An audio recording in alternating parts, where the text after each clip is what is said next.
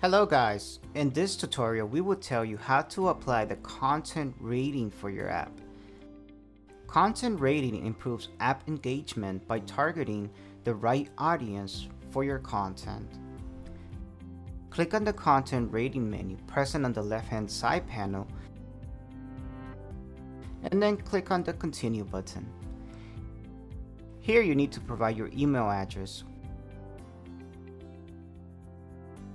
Once the email address is confirmed, select the appropriate category of your app from the options provided. Once you select a category, a few questions related to your app will appear.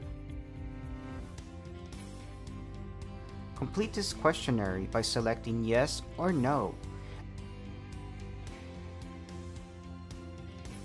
and then click on the Save Questionnaire button. Once you have saved the questionnaire, click on Calculate Rating. Now you will be redirected to the Calculate Ratings section. From here you can check your app ratings.